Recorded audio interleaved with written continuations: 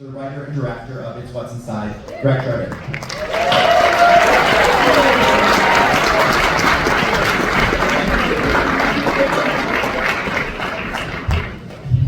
Thank you, and hello guys. Okay, we're here. So stoked to be here at the Egyptian at Sundance. Thank you so much to all the programming at Sundance. This has been a dream come true experience. This theater is amazing. It's my first time in here. I'm so stoked that you guys will be able to watch this on the screen. We're acquired by Netflix, so I don't know how many screen opportunities there will be. So hope you guys like it, and I will be here afterwards to talk about the things that you didn't like and you can throw stuff at me. So thanks so much, and I hope you enjoy it. Director of It's What's Inside, Greg Jardin. Thank you. Hi. Thank you. Yeah, please. Oh, and I would like to bring up the one and only Cyrus the Virus, James Morrison.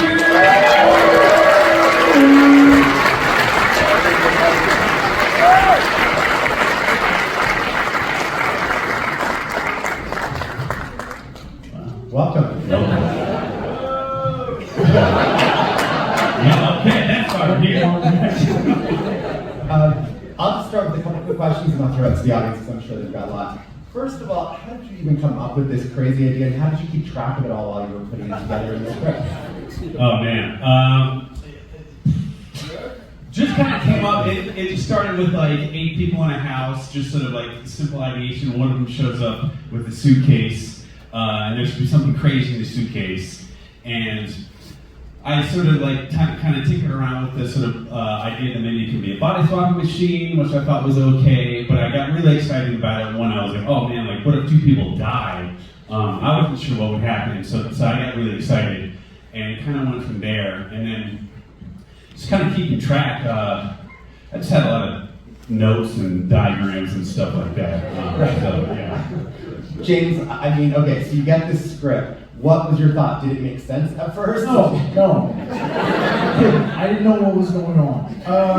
But then I took a look at Greg's work, and I was really blown away. I saw somebody with incredible talent, and I was like, I really want to work with this guy. And then I talked to him, and then the way that he was able to so articulately break down how it worked. I mean, it's just a tough script on the page. It's just, you're like trying to keep track of all the characters. I mean, I'm blown away by how you're able to keep track of it.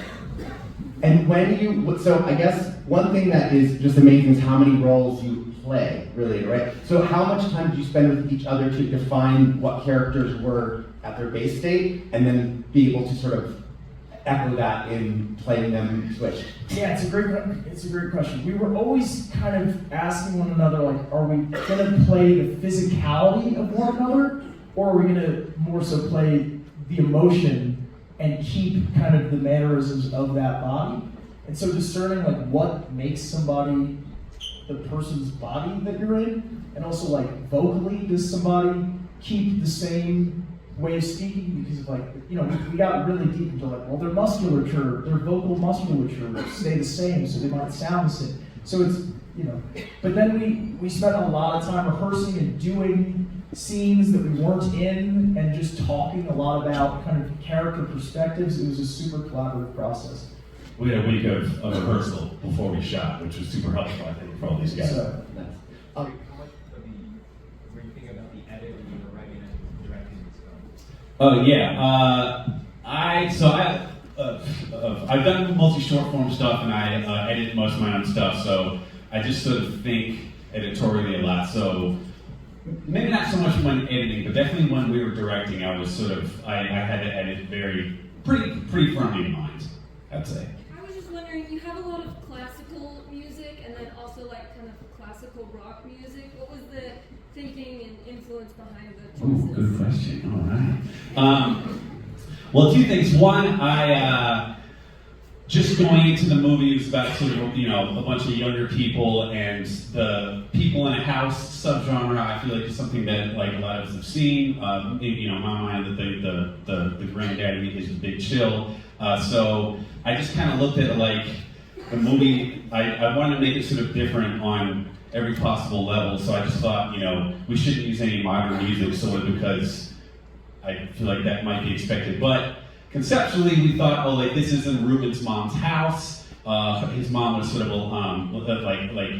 a young person in the 60s and 70s, so it'd be cool if the music was all seemed like it was from her record collection. And you kind of come up with a lot of the score ahead of us. Oh, yeah. So Greg would play the score over certain scenes, and that would kind of help us get a sense of the tone of scenes and the pacing. That really helped a lot. Right, that's right, yeah. We had the score done by our awesome composer, Andrew Hewitt, in advance. I was obsessed with his score for this movie called The Double. And so we worked together for maybe 4 to 6 weeks prior to us shooting. And so did what you said.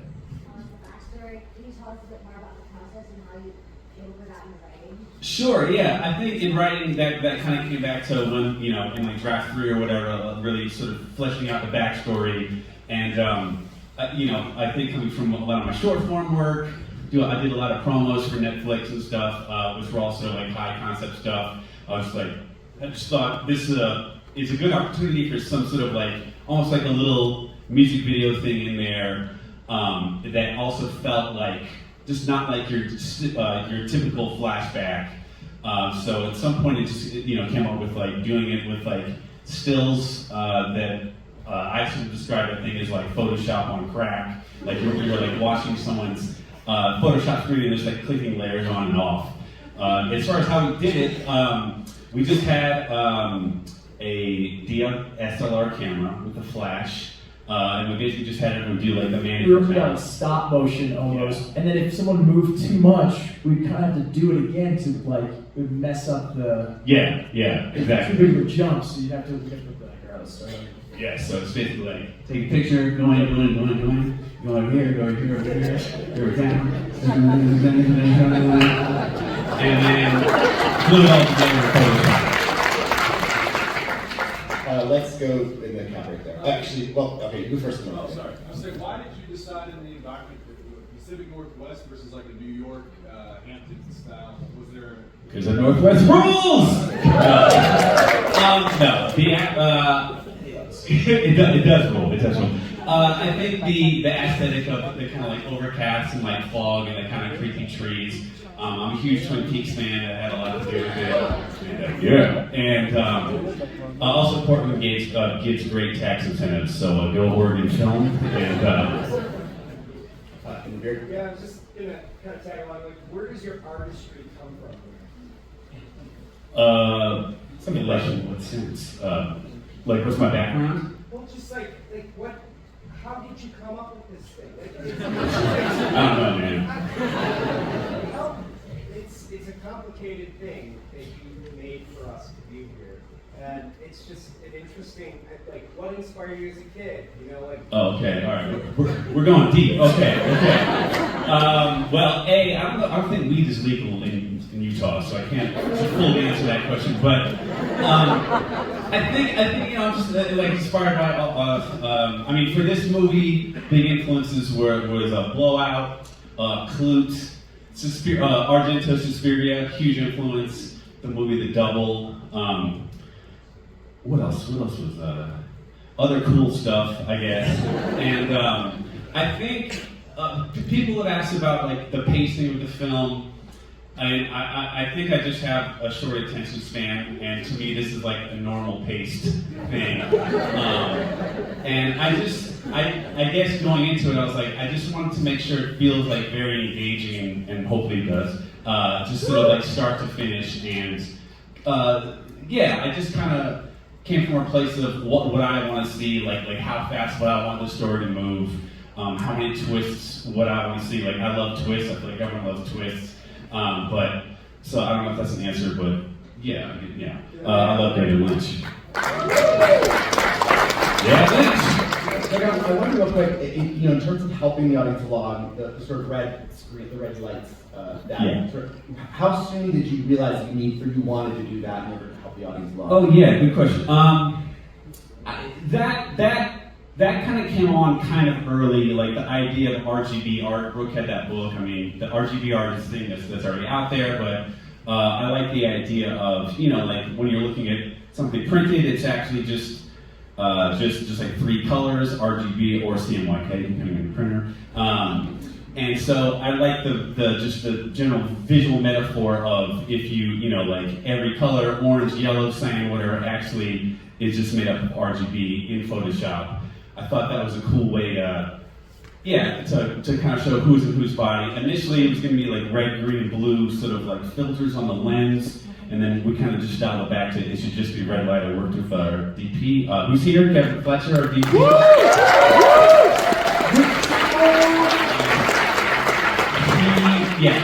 Fletch was the one who came up with the idea for the primary red key light to sort of be attached to the camera, which I love because it's sort of like, it's like a fourth wall-y type thing, and like you as the viewer are using this red light, and therefore the light is like coming from the camera.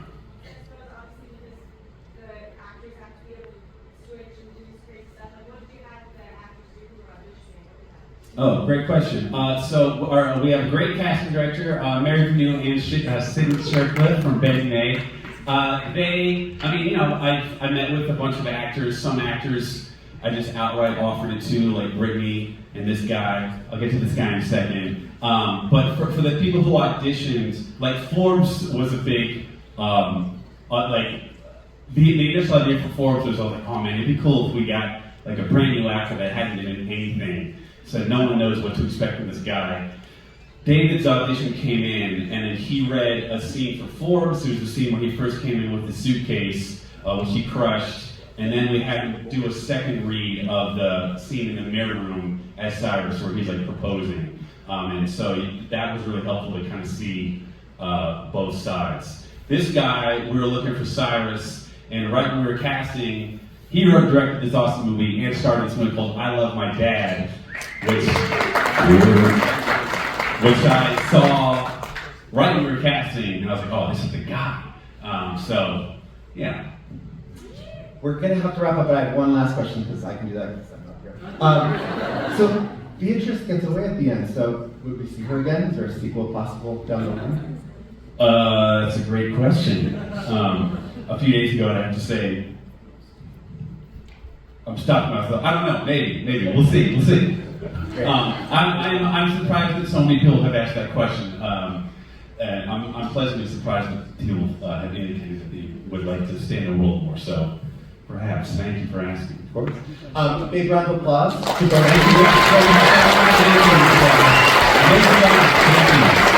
Hey, this is Eric from IONCINEMA.com. If you want to support us, subscribe below. For more reviews, interviews, film festival coverage from Sundance, Cannes, Toronto, you want to check out these guys on this side.